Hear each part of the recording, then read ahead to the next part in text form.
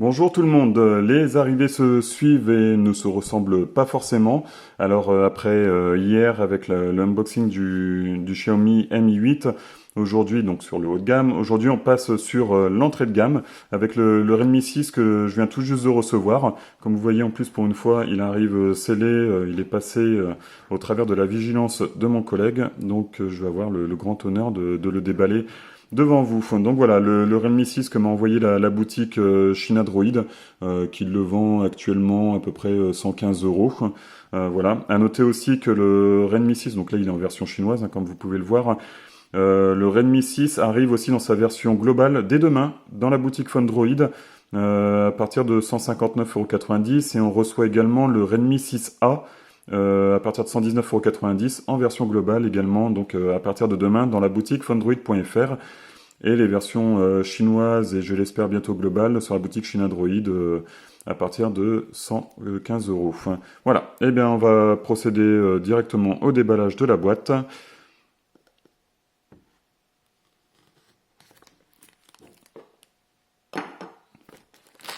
Donc bon, une boîte de couleur rouge un peu orangée, comme on retrouve de toute façon sur toutes les gammes, enfin, sur les Redmi et les Redmi et Redmi Note de la gamme Xiaomi actuellement. Voilà, petite boîte assez compacte, donc qui préfigure un smartphone relativement compact. Ça, c'est plutôt une bonne nouvelle.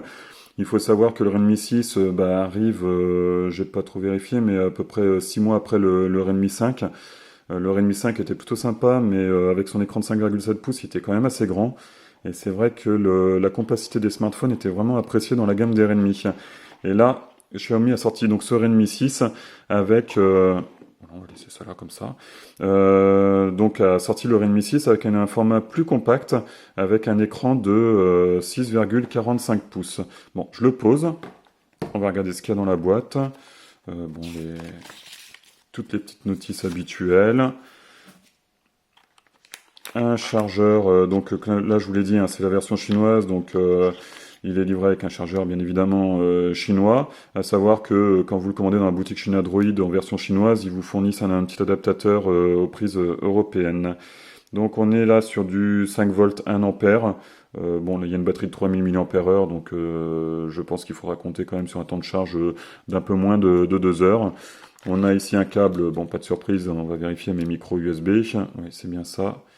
Donc un câble micro USB avec une bonne section. Et bien alors la mise au point ne veut pas trop se faire aujourd'hui. Et puis le petit trombone pour un tiroir SIM. Alors petite déception, il n'y a pas de silicone.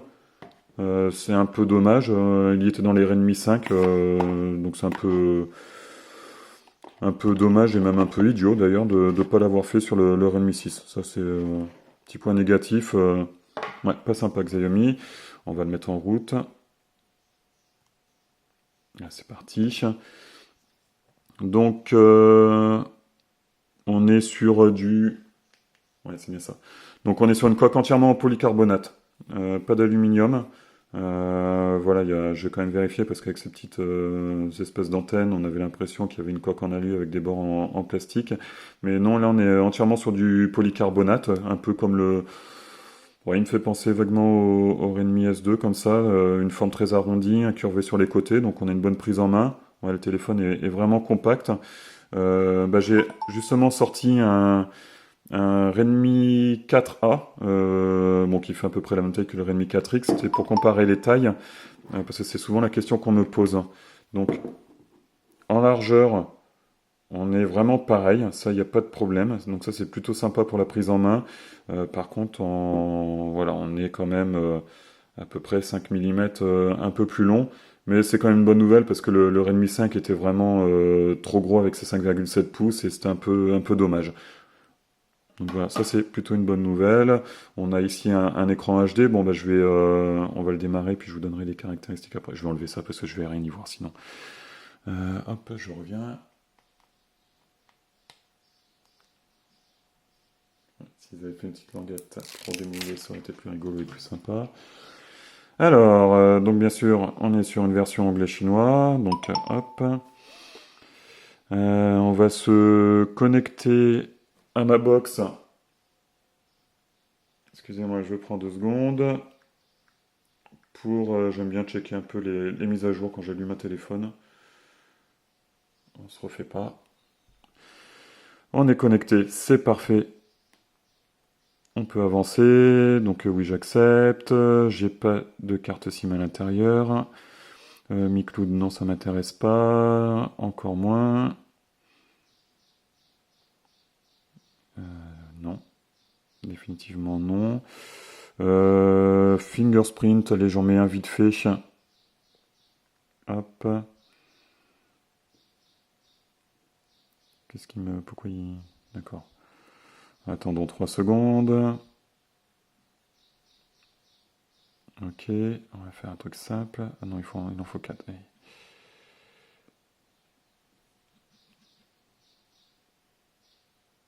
Ok, allez, hop. Je le fais à l'arrache. Ok. On avance. Oui, j'aime bien. Oui, mais je sais. Hop. J'aime bien le nouveau design. Donc j'en profite. Voilà. Parfait, j'ai la gestuelle full screen. Ça, j'adore. Ils vont encore nous embêter avec ça, c'est pas possible. Voilà, nice. Le petit retour sur la gauche, ok. Ouais, il y a un petit temps de... Une petite latence. Hop.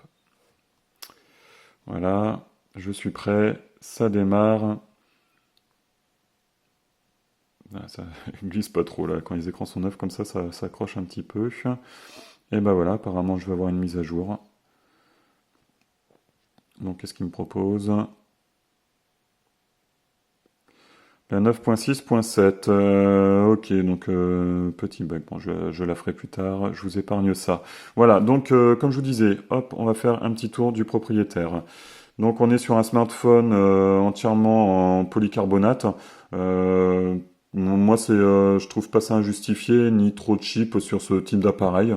Je préfère avoir une bonne coque en polycarbonate qu'une coque trop fine en aluminium qui se marque facilement. Le téléphone présente bien, l'esthétique est plutôt sympa, plutôt réussi. On a un gros haut-parleur ici. Alors par contre, on n'a pas de petite, on testera ça, mais il n'y a pas de, comment dire, de petit appendice qui permet de ne pas étouffer le haut-parleur quand on le pose à plat sur la table. Voilà. Bon, l'appareil photo il dépasse un peu, mais de toute façon maintenant ça c'est devenu une chose très courante. Voilà. En haut, on a une prise casque, un micro anti-bruit. Et bien donc on n'a pas de port infrarouge. Et ben ça c'est ballot, décidément c'est en train de disparaître de la gamme, c'est un peu dommage. On a des boutons donc volume plus, volume moins. Ça bouge quasiment pas, hein. Ah bien vu. Ok, donc la prise micro USB, le micro pour les conversations téléphoniques, ici un tiroir SIM. Alors oui, je voulais vérifier, j'ai un doute si ce tiroir est comme le S2 avec 3 emplacements ou simplement 2 emplacements. Voilà. Et ben 2 emplacements, donc il faudra choisir entre une deuxième ligne téléphonique ou une extension de mémoire jusqu'à 256 Go. Donc bon, c'est pas une surprise, sur ce type d'appareil, on a un port micro SD. Donc ça, c'est plutôt sympa. Voilà, hop, c'est bien intégré, impeccable. Non, bah, de toute façon, enfin, ce qui est bien avec Xiaomi, c'est que quelle que soit la gamme, quel que soit enfin, le smartphone, on a vraiment toujours une très belle finition, une superbe qualité de fabrication. Le téléphone est très léger, très compact. Il fait 145 grammes si ma mémoire est bonne, 146 grammes, 8,3 mm d'épaisseur. Donc on est vraiment très bien à ce niveau-là. Donc au niveau des caractéristiques, on a un écran 5,45 pouces. Le voici. Hop. Donc un écran 5,45 pouces en HD+, donc 720 par 1440 pixels. La luminosité a l'air plutôt sympa. Bon, c'est vrai qu'en termes de LCD chez Xiaomi, on se fait jamais trop de soucis, hein, en termes de couleur, de contraste, de luminosité, que ce soit du HD ou du Full HD. Généralement, on s'en tire vraiment toujours très bien. Ça, on peut faire entièrement confiance à Xiaomi. On n'a jamais été déçu à ce niveau-là. Donc bon, MIUI 9.6.7 à l'intérieur en version chinoise. On verra demain en global ce que ça va donner. Donc le processeur, on a un Mediatek Helio P22, ça fait un peu grincer des dents, mais Helio P22 quand même, quoi. Donc sur un entrée de gamme, je pense que c'est vraiment très correct. Le GPU, c'est une PowerVR GE 88320, pardon, excusez-moi, la vue est en train de baisser. Là, c'est la version 3 Go de RAM et 32 Go de stockage, c'est ça. Et on va le recevoir également chez Fundroid en 4+64, donc en version globale, je vous le rappelle. Mémoire extensible jusqu'à 256 Go, ok, pas de souci. Ah oui, j'ai même pas testé le capteur d'empreinte du coup. Voilà, je suis pas fan des capteurs à l'arrière, parce que bon... Mais, comme vous pouvez voir, c'est... J'ai un peu du mal, je l'ai un peu fait à l'arrache aussi. Mais voilà, quand je le trouve, ça, ça fonctionne nickel. Bon, après, il fallait que j'enregistre un peu mieux mon empreinte, mais très rapide. On verra après au niveau du taux d'erreur, mais ça a l'air plutôt pas mal. Ok. Donc, j'en étais où? La caméra arrière, ça c'est la bonne surprise. On a un double capteur photo, dont un Sony de 12 millions de pixels et un second de 5 millions de pixels qui servira pour les effets de flou, donc les effets bokeh. Ça c'est plutôt une bonne nouvelle sur ce type d'appareil et surtout à ce niveau de tarif. Caméra frontale à 5 mpx. On va de suite vérifier parce que j'arrive pas à avoir l'information si on a la reconnaissance faciale ou pas. Eh ben on l'a. Génial. Super. Donc par contre à voir parce que je me rappelle quand j'avais testé le Redmi Note 5, la reconnaissance faciale était disponible sur la version chinoise. Par contre les globales ne l'avaient pas. Alors je sais pas aujourd'hui, c'est vrai que du coup j'ai pas trop suivi l'affaire. Je sais pas si maintenant les globales l'ont intégré. Vous me direz en commentaire, ça pourrait être intéressant. Il faudra que je fasse le test aussi de mon côté. Mais voilà, donc là sur la version chinoise, en tout cas pour le Redmi 6, reconnaissance faciale. Donc si la globale ne l'a pas, elle arrivera dans une prochaine mise à jour, ne vous inquiétez pas. Donc reconnaissance faciale, oui. Capteur d'empreinte digitale, bien sûr. On est en double nano SIM. Là, j'ai pas la B20 sur le modèle chinois. La version globale a la B20. Donc maintenant, c'est devenu chose courante chez Xiaomi. Ça, c'est toujours une excellente nouvelle et c'est vraiment très bien. Batterie 3000 mAh. Voilà, mais bon, avec ce petit processeur et cet écran HD en 5,45 pouces, je pense qu'on pourra utiliser ce smartphone une bonne journée une journée et demie, je pense, aisément. Voilà. Donc on a fait le tour des caractéristiques. J'ai pas grand-chose d'autre à vous dire maintenant sur ce téléphone. Plutôt une bonne impression, bon, comme tous les smartphones Xiaomi. C'est vrai que le Redmi 5 m'avait quand même déçu et je comprenais pas trop. Là, le Redmi 6 a pour moi plus de sens. Donc voilà, il a certes un processeur Mediatek. Alors, j'insiste là-dessus parce que enfin moi ça me dérange pas spécialement sur cette gamme d'appareils, mais j'ai vu quand même beaucoup de critiques à ce niveau-là. Donc moi je pense que c'est pas une mauvaise chose d'avoir ce Helio P22 à l'intérieur. On a quand même un petit smartphone qui est quand même très compact, très sympa, qui a l'air très sympa à utiliser, un bel écran 18 neuvième en HD, mais vous voyez quand même qui semble plutôt bien réussi. Voilà, ça reste quand même une image assez nette, il y a pas de, enfin voilà, ça pixelise pas trop. Non, c'est plutôt sympa, l'écran est bien, on a un double capteur photo avec un capteur Sony quand même. Enfin voilà, pour moi je crois beaucoup en ce Redmi 6. Je suis impatient de vous le proposer à la vente dès demain. Voilà, de toute façon je le dirai sur la page Facebook dès qu'il sera dispo.